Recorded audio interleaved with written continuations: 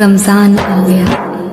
अल्लाह तेरा है एहसान, रोज नमाज़े और कुरान, ये है सब रूहे ईमान, नूरे रमजान, नूरे रमजान। अस्सलामुअलैकुम, welcome back to my channel. कैसे हैं आप सब? आई होप आप सब मज़े में होंगे एंड सेफ होंगे।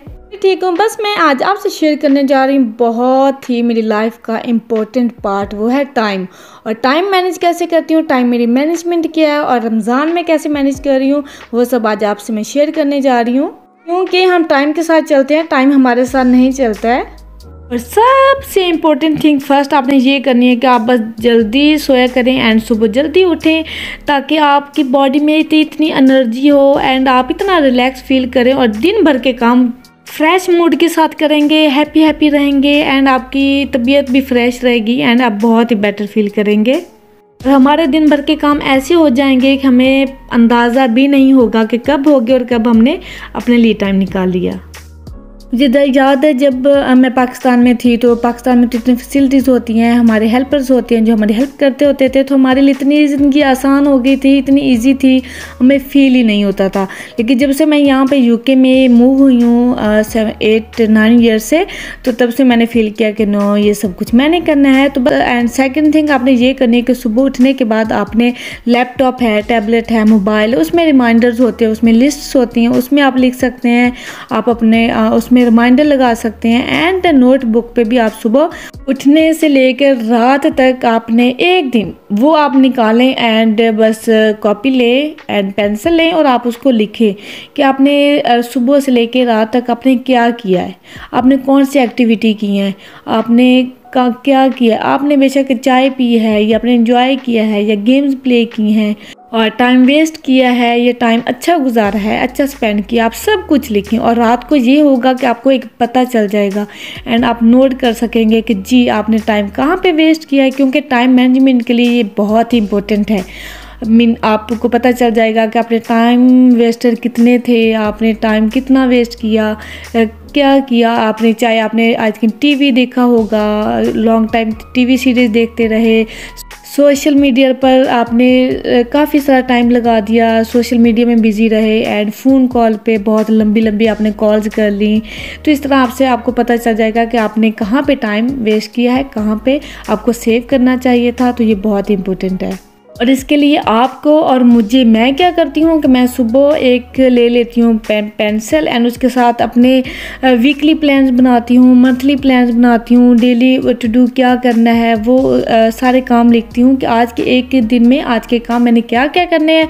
और वन डे के काम और वीकली के काम, जैसे हमने कोई क्लोजर क्लीन करनी है, ऊपर वैक्यूम वगैरह करना है या बाथरूम वॉश करना है, ये इस तरह के काम जो हम वीकली करते हैं उनको नोट डाउन कर लें। और उसके बाद मंथली काम आते हैं। मंथली में जिस तरह हमने कि बच्चों की अपॉइंटमेंट, स्कूल अपॉइंटमेंट पे जाना है, डॉक्टर अपॉइंटमेंट है, या हमने किसी इवेंट में जाना है या फ्रेंड्स गेट टुगेदर है, तो उस हिसाब से आप प्लान कर लें, प्लानिंग लिख लें ताकि आपको याद रहे और इजीली कर सके। और इसके जी, तो जैसे मैंने यहाँ पे सब नोट डाउन कर लिया है कि रमज़ान के 2 इशरे पड़े हैं, तो उसमें मैंने ये काम करने हैं और उनको मैंने लिस्ट में नंबर वाइज लिख लिया है, जो मुझे पहले करना है, जो मिडल में, जो आफ्टरवर्ड्स। तो जैसे जुम्मा वगैरह आएगा, फिर शॉपिंग के लिए टाउन जाना पड़ेगा, देन ब्रडफोर्ड प्लाजा जाना पड़ेगा या एशिया मार्केट जाना है, या उसके बाद सलोन जाना है, फिर होम चोर्स भी कुछ करने हैं, देन ईद के डिनर की प्रिपरेशन भी करनी है।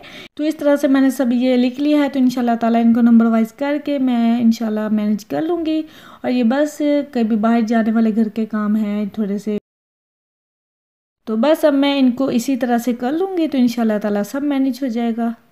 बात याद आई कि अगर हमारा माइंड बहुत तेज़ है या हमारी याददाश्त बहुत अच्छी है, हमारा माइंड बहुत शार्प है, तो हमें बातें याद रहती है, तो हमें लिखने की ज़रूरत नहीं पड़ती। लेकिन आजकल की सब मेजॉरिटी ऑफ मदर्स या मुझ जैसे जो थोड़ा सा भूल जाते हैं, तो अच्छा है कि प्लानिंग को कर ली जाए या प्लान्स को लिख लिया जाए, तो हमारे लिए बहुत ही ईजी होता है। पर सीरियसली कामों को टाइम के साथ कर लिया जाए ना, तो काम करने के बाद आपको इतना रिलैक्स फील होगा और आप सीरियसली इतना रिलैक्स होके चाय का कप लेके फिर तो आप बहुत ईजिली बैठ सकते हैं और खुद से अपना बहुत अच्छा टाइम स्पेंड कर सकते हैं। हाँ, और एक बात और कि अगर किसी से हम हेल्प लेते हैं तो उसमें कोई बुरी बात नहीं है, कुछ ऐसा शाय होने की ज़रूरत नहीं है। जैसे हम अगर किसी की हेल्प कर सकते हैं तो वो हम उनसे हेल्प ले सकते हैं और समटाइम हेल्प कर सकते हैं, तो उसमें कोई भी मुज़ायका नहीं है। कोई काम कर रहे हैं, कुछ ऐसा काम कर रहे हैं जो आप अकेला नहीं कर पा रहे हैं, तो आप अपने फ्रेंड्स से हेल्प ले लें।